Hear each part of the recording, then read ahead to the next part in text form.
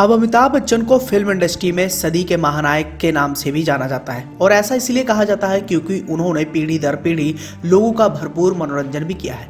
लगभग 50 साल से ज़्यादा शानदार फिल्मी सफर के दौरान जो उन्होंने रुतबा कायम करके रखा है उसे कायम कर पाना हर किसी की बस की बात नहीं है, लेकिन ये काम अमिताभ बच्चन कर चुके हैं। मौजूदा दौर में भी वो फिल्म इंडस्ट्री से जुड़े रहे और आने वाले समय में रनवे 34 और बरमास जैसी बड़ी फिल्मों का हिस्सा भी बनने वाले हैं। इसके अलावा वो अपनी आने वाली फिल्मों की शूटिंग में भी काफी ज्यादा व्यस्त चल रहे हैं। अमिताभ बच्चन की अगर रुतबे की बात करें तो बड़े पर्दे से लेकर छोटे पर्दे पर भी उनकी दीवानगी देखने को मिली। एक तरफ जहां वो बड़े पर्दे पर अपना जलवा बिखेरते हुए नजर आए तो वहीं दूसरी ओर टीवी की दुनिया में भी उनका एक अलग ही रुतबा देखने को मिला।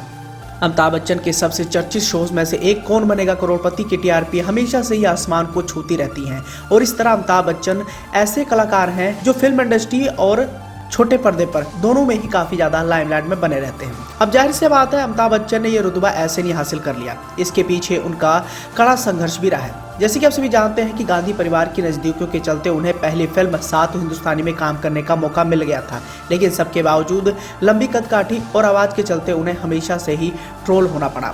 लेकिन अमिताभ बच्चन ने हार नहीं मानी। अमिताभ बच्चन ने अपने करियर के दौरान जो मेहनत की वो वाकई काबिले तारीफ थी और अपने मेहनत और काबिलियत के दम पर उन्होंने आज इंडस्ट्री में अपना अलग ही मुकाम हासिल कर लिया है।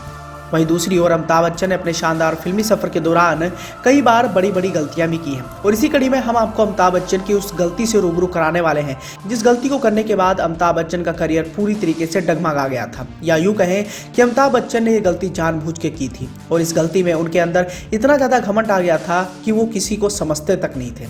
अब अमिताभ बच्चन की बात करें तो अमिताभ बच्चन ने अपने शानदार फिल्मी सफर के दौरान कई सारी अभिनेत्रियों के साथ काम भी किया है और उन्हीं अभिनेत्रियों की तरफ नजर डालें तो एक समय ऐसा भी आया जब रेखा के साथ उनकी जोड़ी को खूब पसंद किया जाता था, लेकिन उन्होंने रेखा का दामन छोड़कर जया को अपना हमसफर बनाया और कई लोगों का कहना था कि ऐसा करने के बाद अमिताभ बच्चन के करियर पर इसका बुरा प्रभाव पड़ा क्योंकि बड़े पर्दे पर अमिताभ बच्चन और रेखा की जोड़ी काफी ज्यादा हिट हुआ करती थी।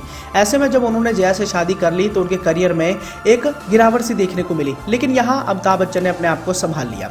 लेकिन अमिताभ बच्चन ने साल 1984 में एक बहुत बड़ी गलती कर दी थी और ये गलती थी उनका राजनीति में आना। अब जैसे कि आप सभी जानते हैं कि हरवंश राय बच्चन जो अमिताभ बच्चन के पिता थे और उनकी माता का हमेशा से ही लगाव गांधी परिवार के साथ रहा है और उनका आना जाना गांधी परिवार में लगा ही रहता था। कुली फिल्म की शूटिंग के दौरान जब अमिताभ बच्चन बुरी तरीके से घायल हो गए थे तो स्पेशली तौर पर इंदिरा गांधी वहां उनसे मिलने गई थी। अस्पताल में मिलकर उनके लिए उन्होंने ताबीज भी लेकर आई थी।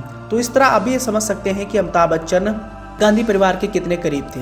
लेकिन बताया जाता है कि गांधी परिवार की वजह से साल 1984 में अमिताभ बच्चन राजनीति में आए थे और राजनीति में आना उनके लिए एक बड़ी गलती साबित हुई थी, जिसके बाद इन्होंने खुद को फिल्मी दुनिया से दूर कर लिया था। अमिताभ के अंदर इतना ज्यादा घमंड आ गया था कि वो किसी को समझते तक नहीं थे और इसी के साथ ही उन पर भ्रष्टाचार के आरोप भी लगे। ये सब होने के बाद उनका करियर खत्म होने के कगार पर पहुंच गया और उस दौरान बताया जाता है कि यश चोपड़ा उनकी मदद नहीं करते तो शायद आज अमिताभ बच्चन इतना बड़ा मुकाम हासिल नहीं कर पाते। मीडिया रिपोर्ट्स के अनुसार बताना चाहेंगे कि अमिताभ बच्चन और कांग्रेस का रिश्ता बहुत बड़ा पुराना रहा और ऐसे में राजीव गांधी जो उनके काफी करीबी दोस्त थे उनके कहने पर वो राजनीति में आ गए और राजनीति में आने के बाद अमिताभ बच्चन ने एकदम से फिल्मी दुनिया से दूरी बना ली। जो करीबी थे उनसे घमंड के साथ पेश आने लगे थे। अब वो कोई साधारण एक्टर नहीं बल्कि एक सांसद थे और बताया जाता है कि अमिताभ बच्चन जो राजनीति में आए थे तो उनके सबसे करीबी दोस्त कादर खान के साथ भी उनके रिश्ते बिगड़ गए थे।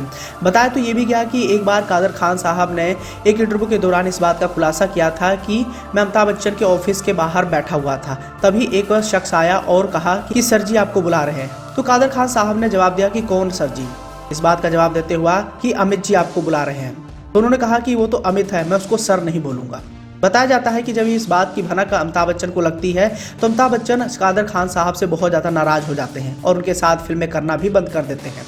तो कुछ इस तरीके का घमंड अमिताभ बच्चन के अंदर आ गया था, लेकिन आगे चलकर राजनीति का स्वाद चखने वाले अमिताभ बच्चन को इससे इतना ज्यादा घिन आने लगी कि उन्होंने राजनीति को हमेशा हमेशा के लिए बाय कर दिया और इसी दौरान उन पर बोफोर्स की दलाली का भी आरोप लगा। बोफोर्स मामले में भले ही उनको क्लीन चिट बाद में मिल गई, लेकिन बोफोर्स मामले की दलाली के आरोप में अमिताभ बच्चन की काफी ज्यादा किरकिरी भी हुई थी। इसी बीच 1984 में हुए सिख हत्याकांड में भी सिखों ने उन पर गंभीर इल्जाम लगाए थे और इल्जाम लगाते हुए उन्होंने कहा था कि अमिताभ ने इंदिरा गांधी की लाश के पास खड़े होकर नारा दिया था, खून का बदला खून से लेंगे। हालांकि अमिताभ बच्चन ने हमेशा से इन बातों को सिरे से नकारा है। बताया जाता है जब अमिताभ बच्चन राजनीति में प्रचार कर रहे थे तब लोग चुनाव के दौरान नचनिया भांड जैसे शब्दों का भी इस्तेमाल अमिताभ के लिए किया करते थे और उस दौर के लोग आज भी अमिताभ को कोसते हैं। अमिताभ को भी चुनाव के दौरान झूठे वादे करने का अफसोस आज तक है। जब राजनीति छोड़कर फिल्मी दुनिया में आए तब ढंग से सेट नहीं हो पा रहे थे और उन्हें फिल्में मिलना भी बंद हो गई थी। इनका घमंड इन्हें इस कदर ले डूबा कि इन पर बहुत ज्यादा कर्ज भी आ गए और ये बर्बाद हो गए।